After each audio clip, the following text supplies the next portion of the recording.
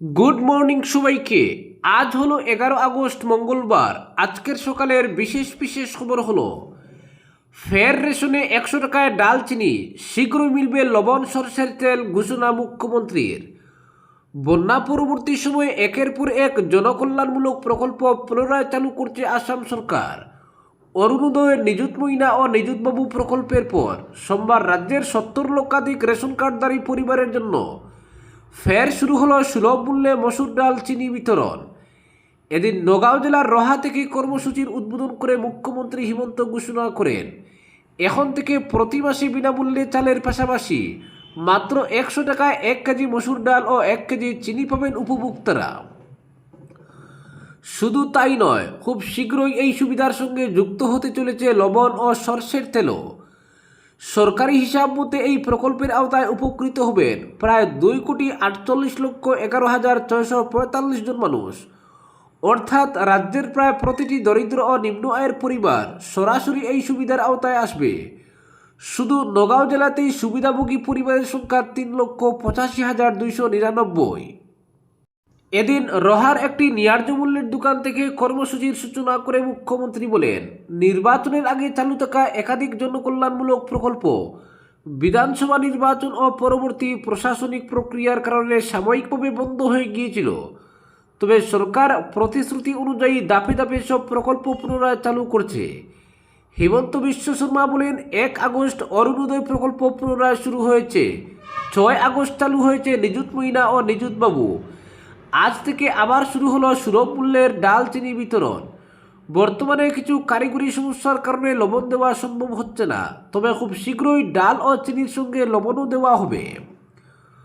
মুখ্যমন্ত্রী জানান, প্রতি মাসের 1 থেকে 10 তারিখ পর্যন্ত পালিত অন্ন সেবা সপ্তাহের সময় উপভোক্তারা বিনামূল্যের চালের পাশাপাশি এই ডাল চিনি সংগ্রহ করতে পারবেন। একই সঙ্গে প্রতিশ্রুতি অনুযায়ী সরষের তেল সরবরাহের বিষয়ে পরিকল্পনা এগিয়ে চলেছে। বক্তৃতায় সাম্প্রতিক ভয়াবহ বন্যার প্রসঙ্গ তুলে ধরেন মুখ্যমন্ত্রী। তিনি বলেন, নতুন সরকার দায়িত্ব নেওয়ার পরে উজান আসামে নজিরবিহীন বন্যা পরিস্থিতির সৃষ্টি হয়েছিল। হাজার হাজার পরিবার ক্ষতিগ্রস্ত হয়েছে। ত্রাণ ও পুনর্বাসনে সরকারের বিপুল শক্তি ও সম্পদ ব্যয় হওয়ায় কিছু প্রকল্পের বাস্তবায়ন পিছিয়ে পড়ে। তবে পরিস্থিতির উন্নতি হওয়ার সঙ্গে সঙ্গেই সরকার আবারও জনকল্যাণমূলক কর্মসূচিগুলিকে অগ্রাধিকার দিতে শুরু করেছে। মুখ্যমন্ত্রী বলেন, প্রধানমন্ত্রী নরেন্দ্র মোদীর নেতৃত্বে কেন্দ্রীয় সরকার বিনামূল্যে চাল দিচ্ছে।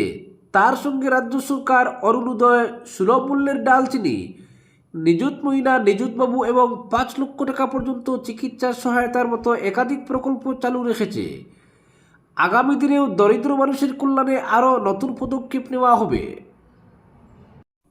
অপরদিকে শিলচর ফ্লাইওভারের পাইল টেস্টিংয়ে বিলেন মুঠাদানার বালু। ডাকবাংলো চত্বরে 7 মিটার গভীরে যেতেই খননে বিপত্তি, বিকল্প ভাবনায় পূর্ত দফতর। শিলচরে বহুচর্চিত ফ্লাইওভার নির্মাণের আগে পাইল টেস্টিং প্রক্রিয়া রীতিমতো বিলেইনের ভূমিকায় মুঠাদানার বালু। ডাকবাংলো প্রাঙ্গণে মাটি খননে 7 মিটার গভীরে যেতেই বেরিয়ে আসে মুঠাদানার বালু, আর এতেই খনন কার্যে তৈরি হয়েছে সমস্যা। ফলে বিকল্প ব্যবস্থা গ্রহণে কাজে নামতে হচ্ছে পূর্ত বিভাগকে, আর এতেই খনন কার্যে স্লথ গতি দেখা দিয়েছে। যদিও পূর্ত বিভাগ বিকল্প ব্যবস্থা হিসেবে বেন্টোনাইট ব্যবহার করে খনন কার্য এগিয়ে নিয়ে যাওয়ার ভাবনায় রয়েছে, এতেও কাজ না হলে পরবর্তীতে লাইনার ব্যবহার করা হতে পারে বলে জানা গেছে। প্রসঙ্গত, শিলচর ক্যাপিটাল মোড় থেকে রাঙ্গিরখাড়ি পর্যন্ত উড়াল পুল তৈরির জন্য পাইল টেস্টিংয়ের প্রক্রিয়া শুরু হয়েছে গত 31 জুলাই। রাঙ্গিরখাড়ি তরণী রোডের মোড়ে ও হাসপাতাল রোডের সিভিল হাসপাতাল চত্বরে মাটি খনন করে পাইল ঢালাইয়ের কাজ গুটিয়ে আনা হয়েছে। রবিবার রাত থেকে শুরু হয়েছে তৃতীয় তথা অন্তিম নির্ধারিত স্থান অফিস পড়া মোড়ের ডাকবাংলো চত্বরে মাটি খনন। প্রথম 2টি স্থানে খনন কার্য এবং পাইল ঢালাই ভালোভাবে সম্পন্ন হলেও এবার ডাকবাংলো চত্বরে দেখা দিয়েছে সমস্যা। যেখানে 33 মিটার গভীর পর্যন্ত খনন করার কথা, সেখানে সারা রাত কসরত করে মাত্র 15 মিটার কাজ করতে পেরেছে পূর্ত বিভাগ ও সংশ্লিষ্ট নির্মাণ সংস্থা। এখানে মাটির চরিত্র কিছুটা হলেও সৃষ্টি করছে সমস্যা। জানা গেছে, প্রথম 7 মিটার খুব দ্রুতগতিতে কাজ এগিয়ে নেওয়ার পর বেরিয়ে আসে মুঠাদানার বালু, আর এতেই খনন কার্যে যথেষ্ট বেগ পেতে হয়। উল্লেখ্য, মাটি নির্ধারিত ভার সইতে পারবে কিনা তা যাচাইয়ের জন্য এই পাইল টেস্টিং প্রক্রিয়া অপরিহার্য। এই প্রক্রিয়ায় আসল পরীক্ষা লোড টেস্টিং। সেই পরীক্ষা সফলভাবে উতরে গেলে শিলচরে উড়ালপুল নির্মাণের টেকনিক্যাল সমস্যা আর থাকবে না, সেটা ধরেই নেওয়া যায়। রাঙ্গিরখাড়ি ও সিভিল হাসপাতাল চত্বরে মাটি খনন ও পাইল ঢালাইয়ের কাজ সহজে হয়ে গেলেও রবিবার রাতে ডাকবাংলো চত্বরে পাইল রিং মেশিন খনন শুরু করার পর 7 মিটার গভীরে যেতে বেরিয়ে আসে মোটা দানার বালু, আর এতেই হিমশিম খেতে হয়েছে সংশ্লিষ্ট বিভাগের কর্মকর্তাদের। পূর্ত বিভাগের শিলচর উদারবন টেরিটোরিয়াল রোড ডিভিশনের কার্যবাহী বাস্তুকার অনিরুদ্ধ নাগ জানিয়েছেন, 33 মিটার পর্যন্ত গভীর খনন করে সেখানে লোড টেস্টিংয়ের জন্য তৈরি করা হবে পাইল। রবিবার রাতে 15 মিটার পর্যন্ত খনন করা হয়েছে। মাটির নিচে 7 মিটার যেতেই মোটা দানাযুক্ত বালু বেরিয়ে আসায় এরপর খনন করতে বেশ বেগ পেতে হয়েছে। এদিন 15 মিটার পর্যন্ত খনন করা হয়েছে, এরপর আর নিচে যাওয়া সম্ভব হয়নি। তিনি বলেন, মোটা দানাযুক্ত বালু সমস্যার সৃষ্টি করলেও তা খুব একটা উদ্বেগের কারণ নয়। সোমবার রাতে বেন্টোনাইট অর্থাৎ এক ধরনের প্রাকৃতিক খনিজ মাটি বা ক্লে পাউডার, যা বোরিংয়ের সময় মাটি ধসে পড়া রোধ করে ব্যবহার করে খননের চেষ্টা চালানো হচ্ছে। তাতেও কাজ না হলে এরপর ব্যবহার করতে হবে লাইনার। পূর্ত বিভাগের কথায়, শিববাড়ি রোড সিঙ্কিং জোনে পাইলিংয়ের সময় এ ধরনের সমস্যার সৃষ্টি হয়েছিল, তখন লাইনার ব্যবহার করে কাজ করা হয়। রাঙ্গিরখাড়ি ও সিভিল হাসপাতাল চত্বরে উড়ালপুলের পাইল টেস্টের খনন অভিজ্ঞতা সম্পর্কে তিনি জানান, সেসব ক্ষেত্রে 33 মিটার খনন করতে গিয়ে 25 মিটার নিচে মিলেছে খুব মিহি দানার বালু, তাই কোনো সমস্যা হয়নি। অপরদিকে অযোধ্যার রাম মন্দিরে অনুদানের অর্থ নৈচয়ের অভিযোগে সুপ্রিম কোর্টে দায়ের হওয়া একাধিক মামলার শুনানি হবে আগামী 17 আগস্ট। আদালতের নজরদারিতে বিশেষ তদন্তকারী দল, তাদের দিয়ে তদন্ত এবং মন্দির পরিচালনাকারী ট্রাস্টের আর্থিক হিসাবের নিরীক্ষার দাবিতে শীর্ষ আদালতে একাধিক আবেদন জমা পড়েছে। সোমবার প্রধান বিচারপতি সূর্যকান্তের নেতৃত্বাধীন 3 সদস্যের বেঞ্চে মামলাটির শুনানি হওয়ার কথা ছিল। এদিন শুনানির শুরুতেই উত্তরপ্রদেশ সরকারের হয়ে সওয়াল করা আইনজীবী জানান, সলিসিটর জেনারেল তুষার মেহতা রাষ্ট্রপুঞ্জের একটি অনুষ্ঠানে যোগ দিতে গিয়েছেন। এরপরই শুনানি পিছিয়ে 17 আগস্ট করার সিদ্ধান্ত নেয় আদালত। এর আগে উত্তরপ্রদেশ সরকারের তরফেও শুনানি পিছিয়ে দেওয়ার আবেদন জানানো হয়েছিল। সেই আবেদন বিবেচনা করে এদিন পরবর্তী শুনানির তারিখ নির্ধারণ করে শীর্ষ আদালত। এর আগে 20 জুলাইয়ের শুনানিতে সুপ্রিম কোর্ট উত্তরপ্রদেশ সরকারের কাছে জানতে চেয়েছিল, অনুদানের টাকা নয়ছয়ের অভিযোগ খতিয়ে দেখতে বিশেষ তদন্তকারী দল গঠন করা সম্ভব কিনা।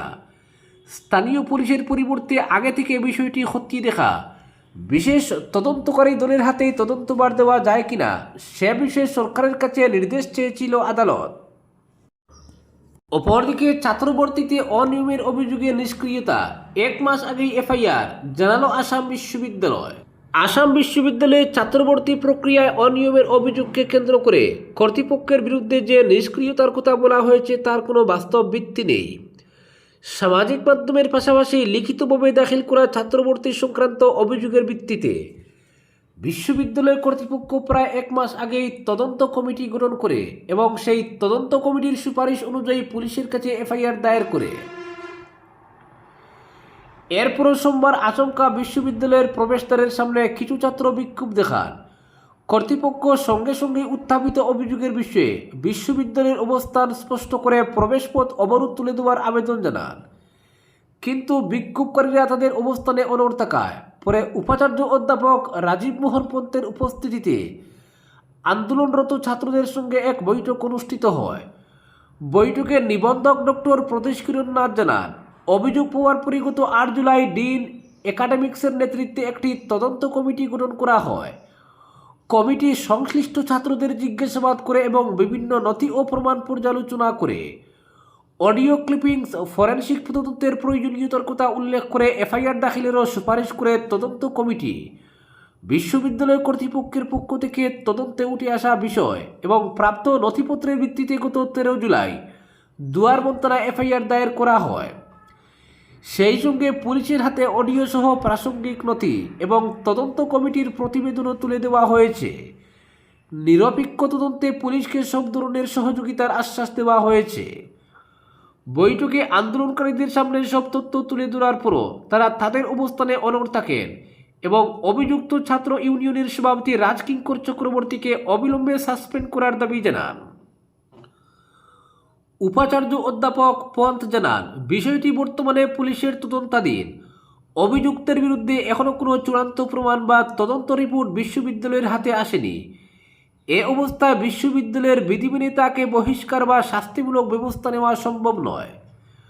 বৈঠকে ডিন স্টুডেন্টস ওয়েলফেয়ার অধ্যাপক বরুণজ্যোতি চৌধুরী জানান, নির্ধারিত ছাত্র ইউনিয়নের সভাপতিকে অপসারণের ক্ষেত্রে ছাত্র ইউনিয়নের সংবিধানে নির্দিষ্ট ইমপিচমেন্ট প্রক্রিয়া রয়েছে। উপাচার্য সংশ্লিষ্ট বিধিখতি দেখে নির্বাচিত প্রতিনিধিদের বিরুদ্ধে কী ধরনের ব্যবস্থা নেওয়া যেতে পারে তা পর্যালোচনার জন্য একটি কমিটি গঠনের প্রস্তাব দেন। তবে আন্দোলনরত ছাত্ররা সেই প্রস্তাবে সম্মত হয়নি। এরপরও আন্দোলন চালিয়ে যাওয়ার সিদ্ধান্ত নেন তারা। যদিও শেষ পাওয়া খবরে আন্দোলন প্রত্যাহার করে নেওয়া হয়েছে বলে জানা গেছে। নিবন্ধক ডক্টর প্রদেশ কুরুন্নাথ জানিয়েছেন, ভর্তি প্রক্রিয়া অধ্যাপকদের নিয়ে গঠিত অ্যাডমিশন কমিটির মাধ্যমে নির্ধারিত নিয়ম মেনেই সম্পন্ন হয়। বৈধ ভর্তি প্রক্রিয়ার বাইরে কোনো ছাত্র বা বহিরাগত ব্যক্তি অর্থ আদায়ের চেষ্টা করে থাকলে তার বিরুদ্ধে অবশ্যই আইনানুগ ব্যবস্থা নেওয়া হবে। তবে অভিযোগের প্রকৃত সত্যতা পুলিশি তদন্ত এবং সংশ্লিষ্ট অডিওর ফরেনসিক যাচাই সম্পন্ন হওয়ার পরই তা করা হবে। আজকের বিশেষ সংবাদ এখানেই সমাপ্ত।